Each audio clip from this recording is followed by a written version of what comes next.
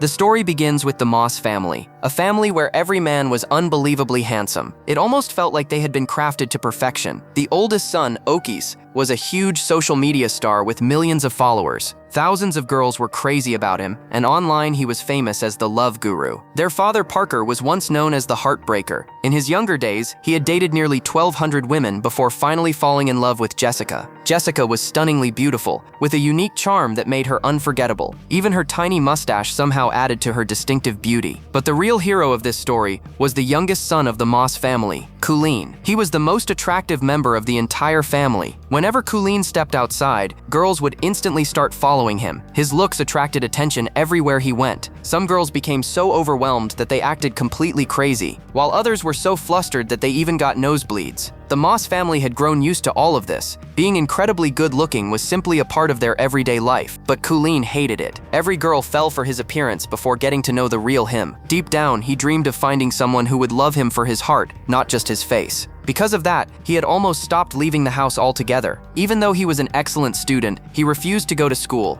and as a result, he didn't have a single real friend. His parents, and especially Okis, worried that living in isolation would eventually make him lose his mind. Some of his habits were already a little unusual. He talked to his pet fish, and even played games by himself. Trying to help, Okis joked, "Maybe we should just get him a cat." Jessica shook her head. That won't solve anything. He needs to get out, meet people, make friends, and live a normal life. Parker sighed. I've asked him to join national sports competitions several times, but he always refuses. Okis added, I even tried setting him up with my girlfriend's sister, but he wasn't interested at all. Then he turned to Colleen. What kind of girl are you actually looking for? Colleen answered calmly, she should be cute, kind, and smart, and most importantly, she shouldn't be interested in me. That answer left Okis completely speechless. How could he possibly find a girl who wasn't attracted to the most handsome guy she'd ever seen? Since nothing worked, Jessica came up with a plan. That night, when Colleen came downstairs for a drink of water, the whole family pretended to argue about money. They acted as if they could no longer afford his homeschooling and would have to start selling their belongings just to pay for his final semester. Colleen secretly overheard everything and immediately burst into tears. The next morning, he apologized to his parents. I'm sorry, I don't want you to struggle because of me. I'll go to school for my final semester. The family was thrilled, but Colleen had one condition. I'll only attend an all-boys school, somewhere with no girls. Without thinking twice, his family agreed. At least now, Colleen would finally step outside and maybe even make his first real friends. The day finally arrived when Colleen had to attend school. Okis dropped him off on his motorcycle and said, take off your helmet, but Colleen refused. He had come up with a plan to keep his helmet on all day so nobody would see his face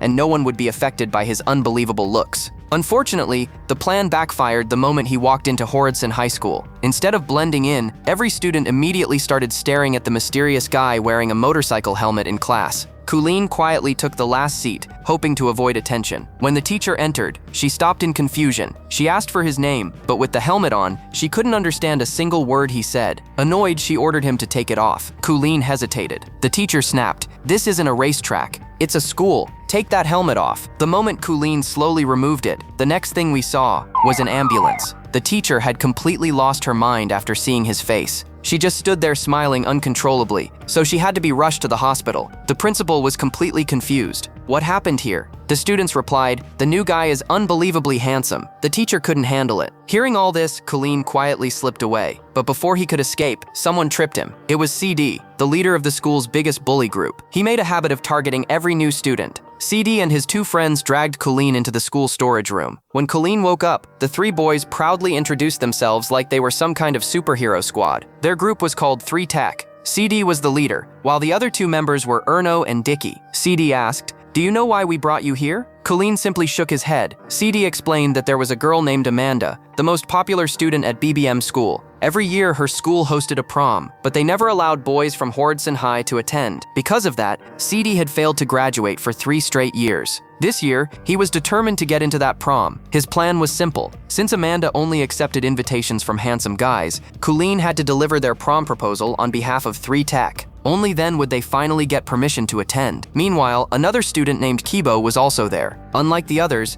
Kibo was kind, honest, and always willing to help. Unfortunately, he was another one of CD's favorite bullying targets. CD ordered Kibo to help Colleen complete the mission. Then he smashed Colleen's helmet and threatened, "If you don't finish this job, you'll end up just like your helmet." Furious, Colleen decided to report everything to the principal. Kibo tried to stop him, but Colleen wouldn't listen. The two of them walked straight into the principal's office. Colleen explained everything and officially reported CD, but instead of helping, the principal sided with the bully. He revealed that CD was actually his youngest son, who had already failed school for 3 years because he kept obsessing over prom. Then the principal gave Colleen an ultimatum: "You'll complete this task for my son, or I'll make sure you fail this year too." After school, Colleen and Kibo sat outside together. Kibo handed him a cold drink and said, "If we want to graduate, we'll have to finish CD's mission." After thinking it over, Colleen finally agreed. More importantly, he realized something else. For the first time in his life, he had finally found a genuine friend. The next day, Colleen and Kibo arrived at Brain Beauty Manor, better known as BBM School, an all-girls school. The moment Colleen stepped onto campus, the girls somehow sensed that a boy had entered the school. Within seconds, everyone rushed outside. Since Colleen was still wearing his helmet, the girls assumed he was hiding an ugly face. They mocked him, saying, "Ugly boys aren't allowed at our school." Then they started forcing him to take off his helmet. Slowly, Colleen removed it. The instant his face was revealed, his unbelievable charm spread through the entire campus.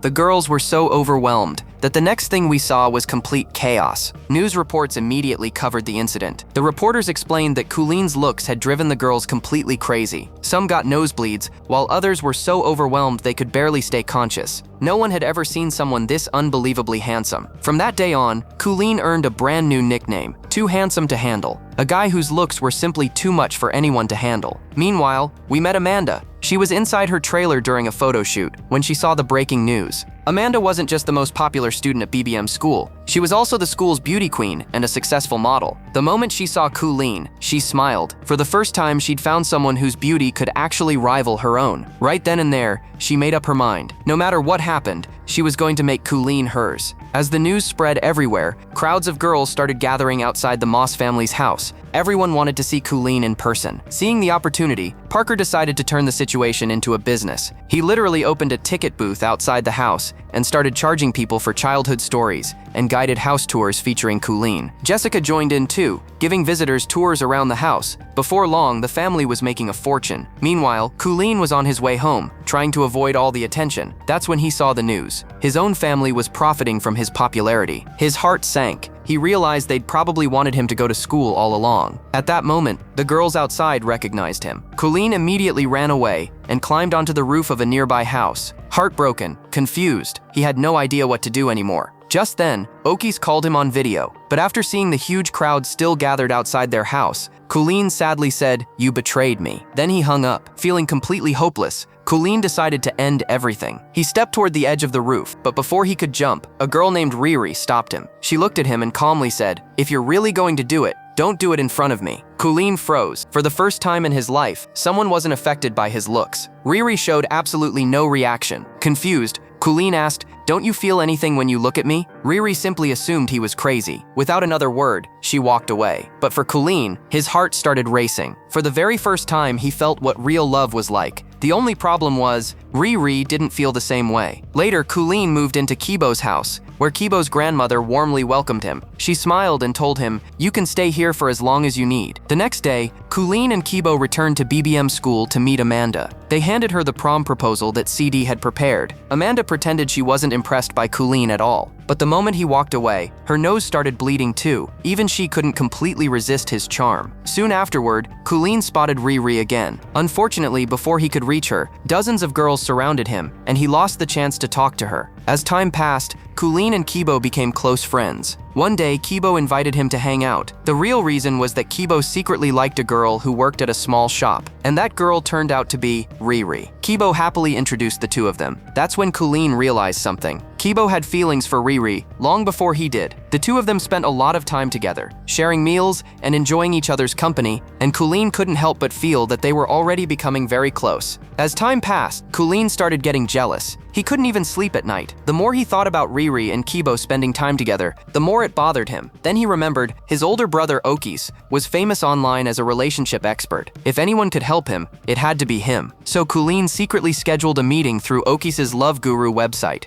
The next day, they met at a restaurant. Okies was so excited that he nearly teared up. He had been waiting forever for the day his little brother would finally ask for dating advice. Colleen's parents were there too. By now, Colleen had forgiven them. After all, if they hadn't pushed him to attend school, he never would have met Riri. The following day, while shopping for groceries together, Okies turned the trip into a dating lesson, giving Colleen one tip after another on how to impress girls. But instead of learning the right lesson, Colleen came up with the wrong idea. He started thinking that if he could somehow keep Kibo away from Riri, maybe she'd eventually fall for him instead. Not long afterward, Amanda visited their school. Every guy on campus was instantly mesmerized, but Amanda only had eyes for Colleen. She personally invited him to her birthday party, and even surprised him with a brand new iPhone. Later, Colleen, Kibo, and Riri went to a local club together. Colleen kept trying to get closer to Riri, but she barely paid any attention to him. Instead, she spent the entire time talking, laughing, and singing with Kibo. Watching them together made Colleen even more jealous. When Kibo stepped away for a moment, Colleen quietly asked Riri, "Do you like Kibo?" She immediately denied it. But when Colleen casually told her that Kibo was interested in Amanda, the smile disappeared from Riri's face. That reaction told Colleen everything. Deep down, she really did have feelings for Kibo. Heartbroken, Colleen came up with a risky plan. After returning home, he called Amanda and asked for a favor. Amanda happily agreed. The next day, everyone gathered for Amanda's birthday party. Colleen arrived with Kibo, and Amanda welcomed them warmly. Following Colleen's plan, Amanda acted as if she had feelings for Kibo. She even pulled him aside to spend time alone with him. A little later, Riri arrived at the party. Then she saw something that completely shattered her heart.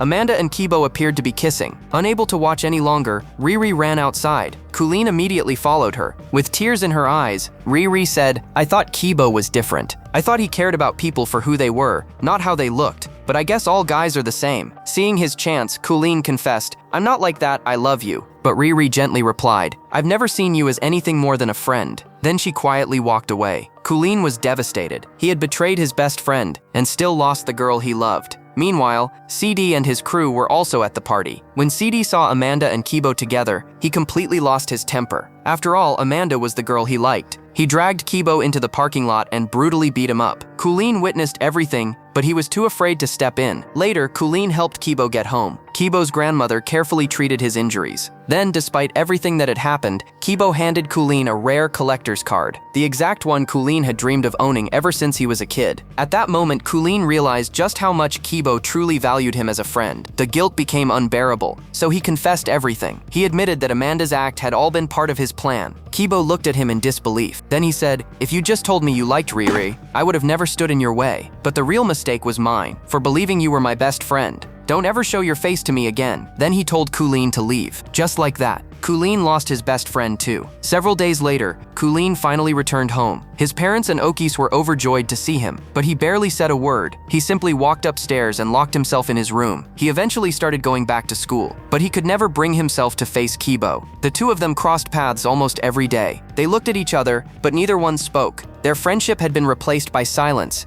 and painful distance. Colleen became quieter with each passing day. Seeing how lonely he had become, his parents grew deeply worried. One day, his mom walked into his room and said, "Your fish is still alive, and we were never actually bankrupt. We only put on that act because we wanted you to step outside and experience the real world." Surprised, Colleen asked, "Why would you do something like that?" She smiled and replied, "Because every parent wants to see their child happy, making real friends, and having people they can truly rely on." Hearing those words, Colleen couldn't help thinking about Kibo. He remembered every moment they had shared together. Kibo had stood by him through both the good times and the bad. For the first time, Colleen realized that he had almost thrown away the most valuable friendship he'd ever had. Overcome with emotion, he hugged his mom. She gently told him, "If you were already happy staying with us, we never would have forced you to leave home. We only wanted you to find your own happiness." The next day, Colleen decided to make things right. He went to see Riri and confessed everything. He admitted that Amanda's party had all been part of his plan. Since that day, neither Riri nor Kibo had spoken to each other. Afterward, Colleen went to Kibo's house. At first, Kibo refused to talk to him. But Colleen said, "Why are you punishing Riri for my mistake? She really loves you." Kibo quietly admitted, "I love her too, but I'm too scared to tell her how I feel." Colleen asked, "Then tell me, what does she mean to you?" Without realizing it, Kibo started talking from the heart. He smiled and said, "She's unlike anyone I've ever met. I love everything about her, especially her smile." That's when Colleen held up his phone. Riri had been listening to the entire conversation on a video call. The truth was finally out. Colleen and Kibo finally made peace, becoming best friends once again. A few days later, prom night finally arrived. Colleen attended with Kibo. Kibo shared the dance floor with Riri. The two of them put on a pair of shared earbuds and danced together, happier than ever. Meanwhile, Colleen went with Amanda. Thanks to their incredible looks, they were crowned prom king and prom queen. But even after winning the biggest title of the night, Colleen's heart still quietly belonged to Riri. He simply smiled as he watched her happiness from a distance. And that's where this light-hearted story came to an end.